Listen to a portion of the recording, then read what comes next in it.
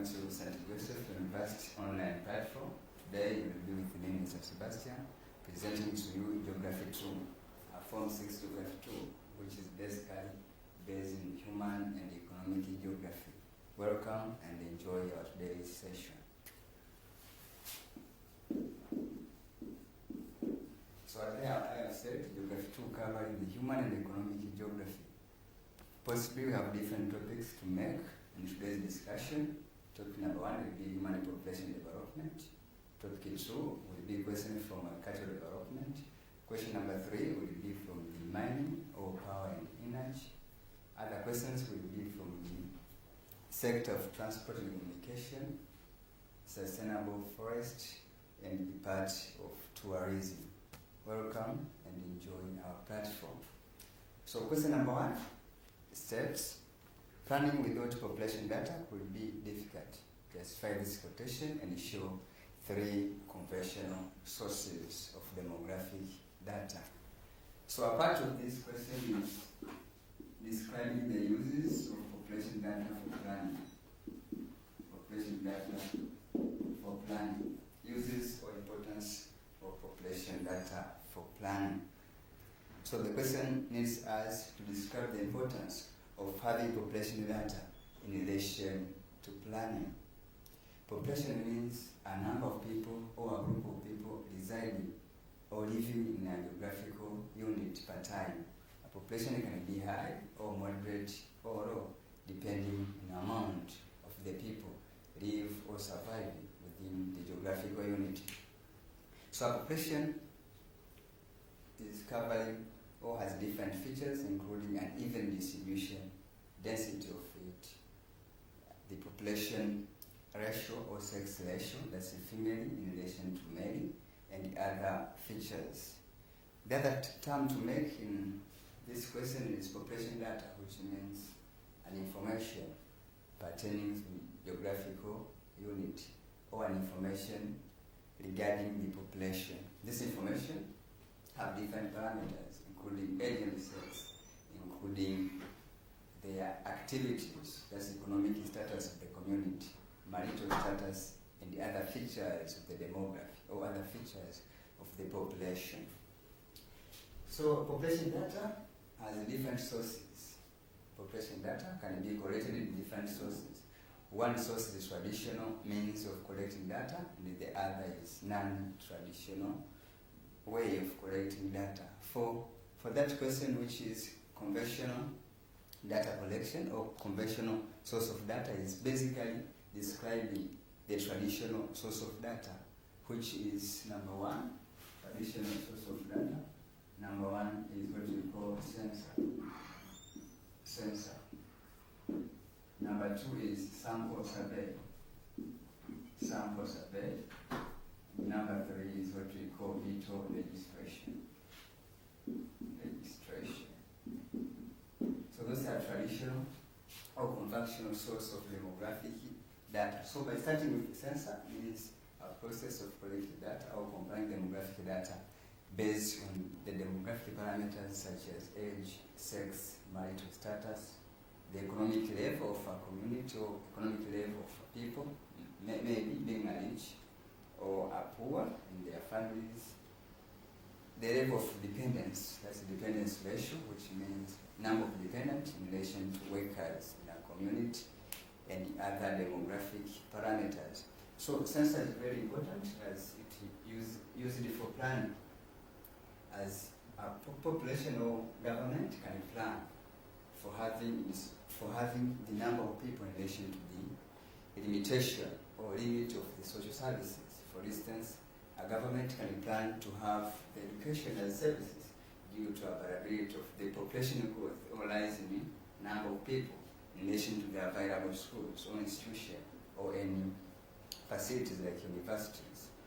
So having census as traditional means of data helps the government to plan for different activities, including the social services and other economic planning. Sample survey means a source or a reliable source of collecting data by using sample. Sample means individuals chosen or selected to represent others There are just few ones chosen by the surveyors or chosen by the researchers to make them as representative of others. So sample survey is commonly used for the small unit of people or small unit areas with less than maybe 10,000 or 5,000 people, which means a small area can use a sample survey. Sample survey mostly uses a sampling technique of collecting data. As we all know that the sampling techniques including non-probability sampling and the probability sampling, such as systematic sampling, random sampling, cluster sampling, to make a few. Sample survey as a reliable source of traditional collection of data is very important, as it covers a small unit of area and get the number of people who represent others to distribute or so to plan for the governmental and non-governmental activities. The third, to make a traditional source of data or traditional collection of demographic data is what we call VITO registration. VITO registration means a means of collecting data based on the VITO, which means important events of the community. The VITO registration includes the registration of birth, registration of divorce, which is marital status of a community, registration of death, registration of migrants, to make a few. So the important events collected by the government to get data or number of either dependents or workers, which can be either in one way or another help the government to make a plan of their social services and other economic activity. So these are three main sources of data, which are called conventional or traditional source of demographic data. So there are just three as main method of getting data, by using either census, which means collection of data based on said method of data collection, also sample survey, which uses just a few ones to represent others in presentation of data and making decision. Visualization is the third and the last to make in traditional method of data collection, which mostly involve the registration of important events like birth or fertility rate, mortality rate, and the wellness migration part. So this is the part one of the question, which needs us to describe three sources of demographic data, three sources of population data. How can we get population data? How can we get information regarding the human population based on traditional means? So we can get our traditional means or traditional data by using the either census, either the so-called registration or sample survey. And the second part of the question is uses or important or usefulness of the so-called population data. How planning depends on the human population data. So the question serves us to describe how important is the population data in relation to the planning. So the very interesting part of uses is the planning of anything in a community depends on the number of the available resources in relation to number of people. If you are planning maybe for construction of houses, maybe needs the number of people in relation to that construction. You need to construct maybe the road transport. It encourages you to know the number of people who will travel or who will pass through your infrastructure. So planning is very important, as it enables us to do the best in our life. However, needs the human population data, which means the demographic data. So point number one to make there is understanding the trend of the human population. So demographic data is very important in planning, as it helps to know the trend of the population, to know either the increase or decrease in the number of people in our community. So the population growth, for instance, depends on the data collected. So justification of either the human population is increasing or is rising depends on the collection of data by means of either census or sample survey, VITO registration, to make few. Therefore, the increase or decrease helps the government to make a plan of distributing different social services. As I have said, For instance, if we have a school, the construction of school depends on the number of customers. Whose customers are students. So the number of students available within your geographical unit is there because of the census either or visual registration or sample survey as a reliable source of collecting data. Number two, planning for social services. Planning for social services. Having the data means you can plan for anything. One would be with social services. So the distribution of social services depends very well in relation to the available number of people. Education, for instance, health service, distribution of water, among others, depend with amount of the number of people available in the social and in the society. Therefore, planning depends on the population data.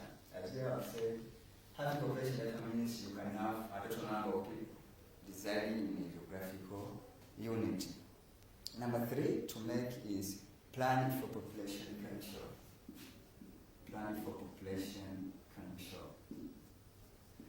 So the demographic data or population data is very important since it helps us to plan for control, to have different measures to take, different to check on the growth of population. So for instance, family planning control, family planning or birth control depends on the growth, the increase of the human population. So the higher number of population means the government will take a plan to control the growth or to check on the growth of population.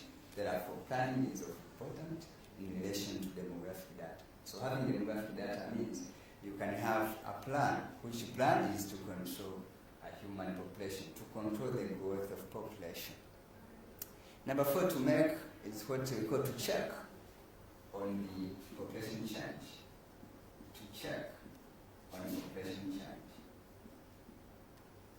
Population change. So population change means population dynamics, which means either increase in number of people or decrease in number of people in relation to fertility rate, mortality,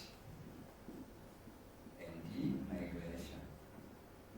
So this means that the change in the population is either caused by fertility, mortality, or migration. So, for instance, the higher birth rate, the higher fertility rate means the higher the population, means increase in number of people, which means positive population growth. And mortality, which means death, lead to negative population growth. So the decline in population means we have a higher number of mortality rate. We have high number or high rate of death. While migration accounts both increase and decrease, which means immigration encourage more positive growth of our population. While out-migration encourage what we call positive, negative or decrease in the population growth. Therefore, we can say a check on population change depends on the data, either collected by census, sample survey, or veto registration. So having high number of population means high population growth can result to negative impact to community, as the higher number of people means you can have the so-called unemployment rate or increase in unemployment rate, increase in social evils like restriction and other evils. Also, you can have what we call environmental provision, as of a population can create dumping sites or can create a negative to the environment and it creates environmental degradation. So a population should be checked. A population change which is positive can be checked. However, having high population means also a positive side, which is asset of a population. As we all know that having high population or having overpopulation means you have a great labor power. You have a so-called a number of markets, which means will be high demand in production, therefore industry can go easy. So also having the high population can account the so-called the so-called high rate of dependence as negative side. So our population data can create the government to plan for check, especially when we have overpopulation, which means high rate of population in relation to available resources, which can create negative side, and almost all sectors will be a rural industry, which means will be a negative side to the environment. Hence, we will not meet the so-called sustainable development of a community. Another point to make as usefulness or importance of the population data in relation to our case here is what we call development of the budget or budgeting process. So we have budget or balance of income because of the number of people, either overpopulation or underpopulation or optimum population. So having a number of either overpopulation, underpopulation or optimum population means we can make a budget. A budget of what? Taking money to various sectors to serve or to solve the problems of our people. So government can plan or can budget in their parliament to take some amount to distribute to different sectors so that their community or their people can be served. For instance, overpopulation means the high number of people in relation to available resources. Here we mean we have few resources. We have just a few resources in relation to the higher or population density. This means will be negative to the community as people will fight each other to have the resources.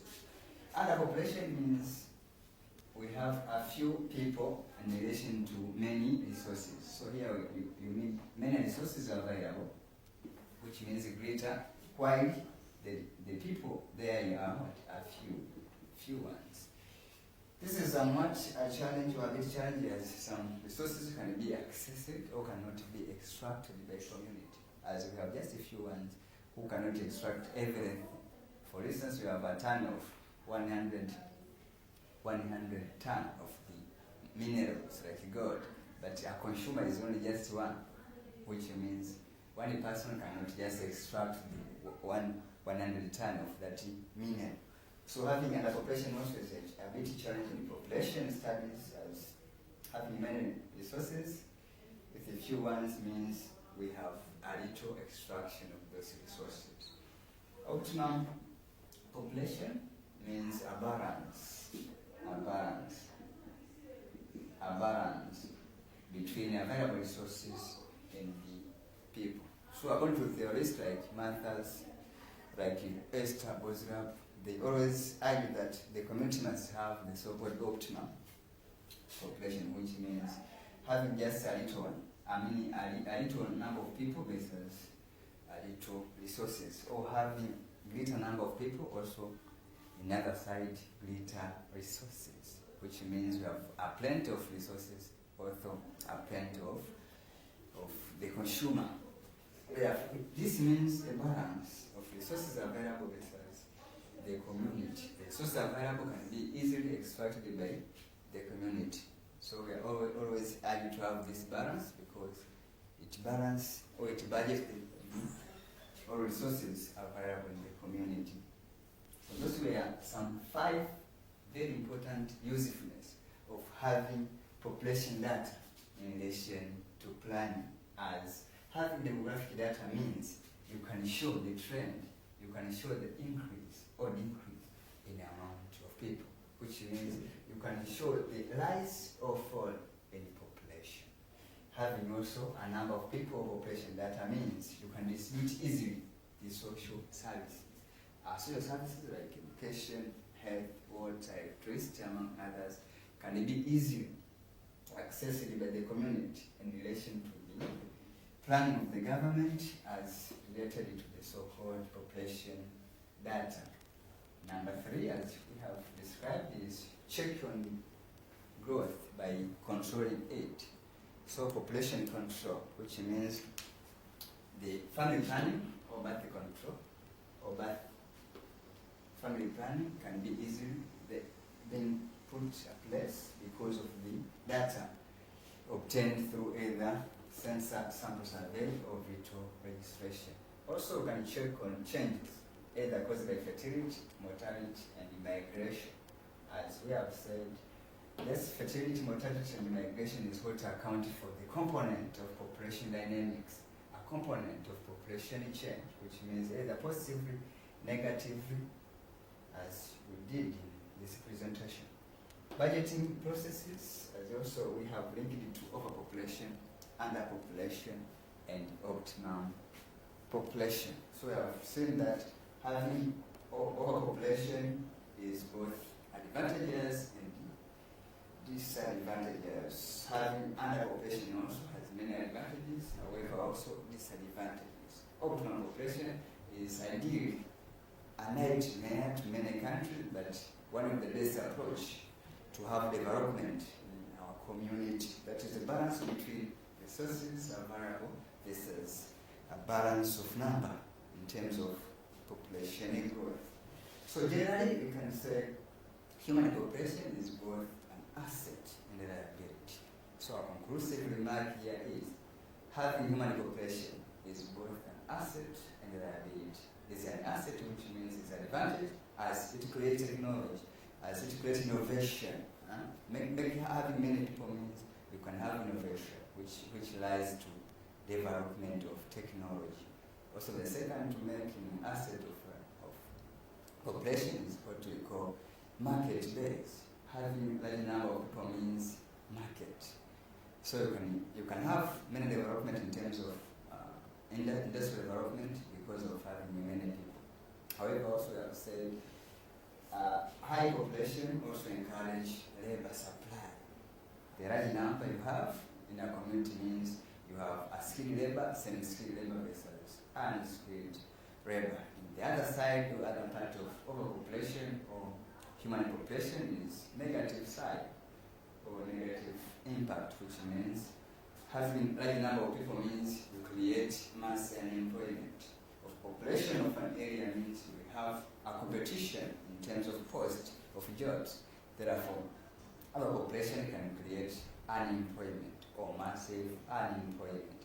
As you all know, in the current planet Earth, what is existing in many countries, both developed and developing nations. Other part also is negative in terms of environment, which is environmental degradation or environmental pollution. The environmental pollution can be caused by either noise pollution or contamination of water, which is water pollution, and other types of pollution. So this marks the end of the first question, which needs us to show the essentials or the importance or the paramount importance of having population data in relation to planning, also to suggest the means of collecting data, the ways, which is traditional way of collecting data to the community, which we have seen as three main methods, such as census, sample survey, and the veto registration. So that's the first question to present for today. The second is also coming from the same topic, which is human population. The questions reads, implementation of Tanzania explicit and implicit population policy of 1992 emerged with different outcomes. Some demographers are still in debate that the accomplishment of this goal were originally set, while the others argue that it has reached nowhere it was to be. Then explain how would you validate this debate by considering the both sides. The setup of the questions need us to show the so-called achievement and failure of population policy. Achievement and failure of population policy. So you can see there in our platform, we have posted some questions there. You can read the question number 2 there, very clear. The title of the question is Achievement and Failure of the Population Policy. So there, in our introduction, we can show what is population policy and some element of it and other types.